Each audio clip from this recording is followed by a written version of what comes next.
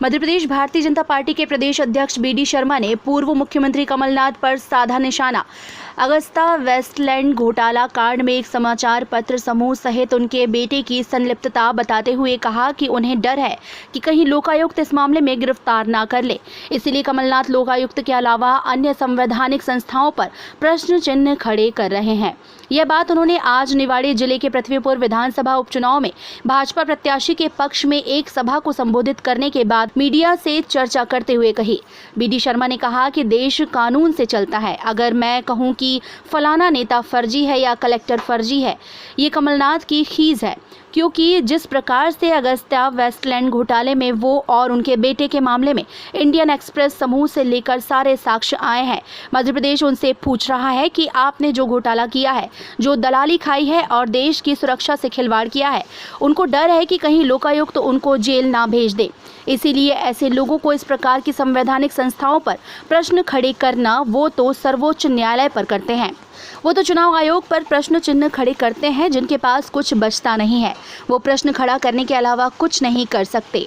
मैंने यही कहा कि मुंगेरी लाल के हसीन सपने वो रोज देखें, हमें क्या अंतर पड़ता है। अच्छी बात है और सपने देखें। मुझे तो लगता है कि रात में उठ जाते होंगे, शपथ ले रहे होते होंगे।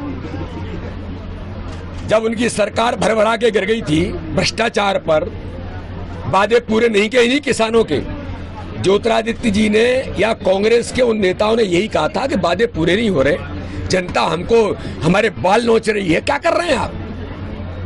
तब जाकर के सरकार गिरी थी, तब भी कहा था मैं शपथ ले रहा हूं 28 विधानसभाओं के चुनाव में। फिर उसके बाद कहा कि मैं शपथ ले रहा हूं, अब फिर कहने लग गए वही चीजें। तो वो तो सपना है, मुंगेरी लाल के हसीन सपने हैं। और देखें बहुत अच्छा है। देखिए सबसे बड़ी बात है कि देश कानून से चलता है। मेरे मीडिया के मित्र इस बात को जानते हैं। अगर मैं कहूं कि साहब फलाना मंत्री फर्जी है या कलेक्टर फर्जी है, ये कमलनाथ की खीज है।